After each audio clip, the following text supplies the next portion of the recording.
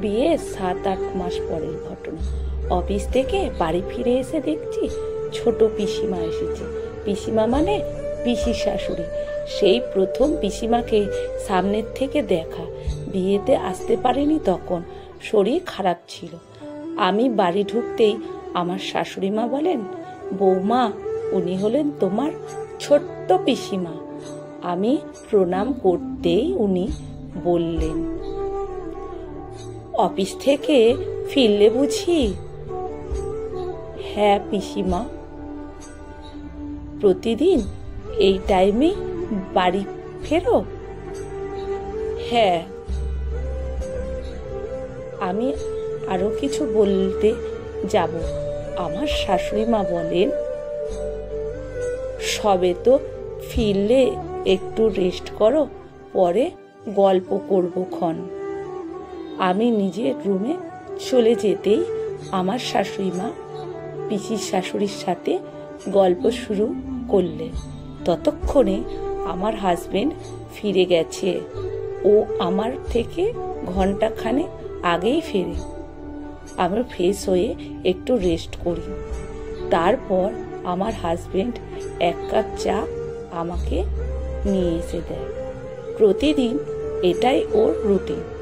ও ফিরলে আমার শাশুড়ি মা তখন চা করে দেয় ওকে। আমি যেহেতু পরে ফিরি, তাই আমাকে চাটা ওই করে দেয়। চা করে যখন আমার জন্য নিয়ে অফিসে পিসিমার চোখে পড়ে এই ব্যাপারটা, তখন কিছু বলেননি উনি। ঘটনাটা ঘটলো আরো একটু পরে।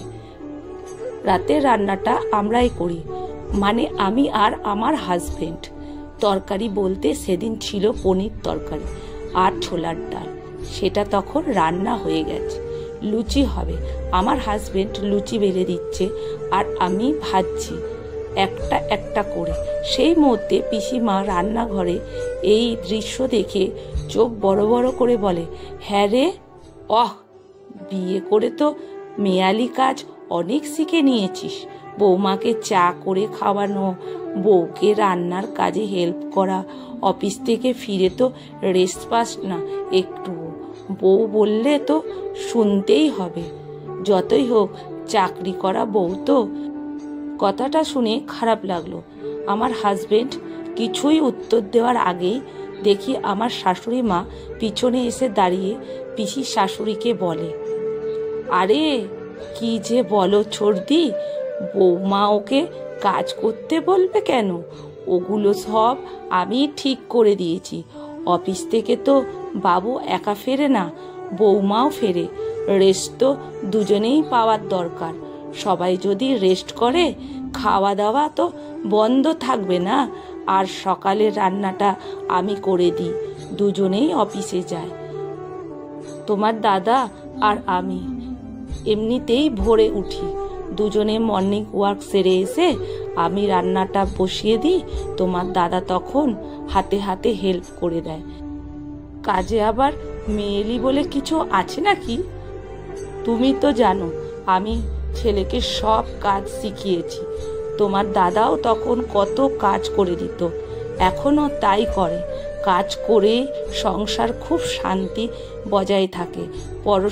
পরস্পরকে সহযোগিতা ও ভালোবাসার মাধ্যমে দুজন যদি দুজনকে না দেখে, দুজনের ভালো মন্দ না বোঝে, তাহলে বুঝবে কে?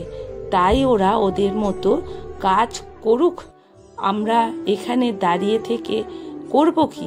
চলো বরং বাবুর বিয়ের ছবিগুলো তোমাকে দেখায়। কথাগুলো শুনে পিসিমার মুখটা কেমন ফ্যাকাশে হয়ে গিয়েছিল। রান্নাঘর থেকে বেরিয়ে যাবার সময় পিসিমা একটা কথা কানে এলো, বৌদি এতটা লাই দিও না, আজকারা পেয়ে গেলে মাথায় চড়ে বসবে। নিজের ছেলের কথাটাও ভাবো। আমার শাশুড়ি তখন হাসতে হাসতে বেশ জোরেই বলেন, ওরা এখনকার ছেলে মেয়ে, ভালো মন্দ বিচার করার ক্ষমতা ওদের আছে। আমি আমার মতন করে চালাতে চাইলেও চলবে না। সময় বদলেছে, তাই ওদের জীবনও যাত্রার সঙ্গে আমাদের অ্যাডজাস্ট করতে হবে। আর তা না পারলে সমস্যা বাঁধবে। নিজের আধুনিক হতে হবে আরও। পুরনো রীতিনীতি সঙ্গে ওদেরকে মেলালে আর চলবে না, বুঝলে ছোট্টি? বৌমা কখনো নিজের মেয়ে হয় না, আর শাশুড়িও নিজের মা হয় না। নিজেদের মধ্যে বোঝাপড়া থাকলে একটা বন্ধুত্ব হয়ে যায়। আমরা ছেলেটার ভালো থাকা কথা চিন্তা করতে গেলে বৌমাকেও তো ভালোবাসতে হবে বেশি।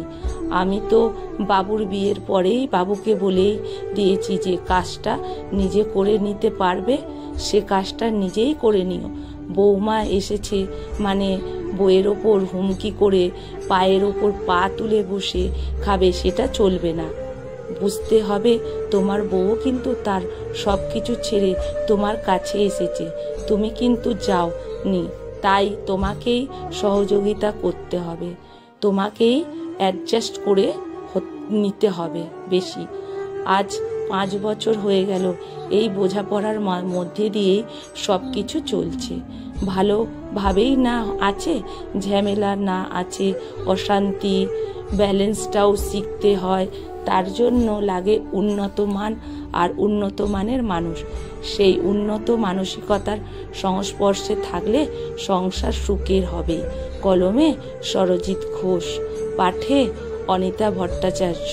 ভিডিওটা যদি আপনাদের ভালো লেগে থাকে বন্ধুরা প্রচুর শেয়ার করবেন। ধন্যবাদ।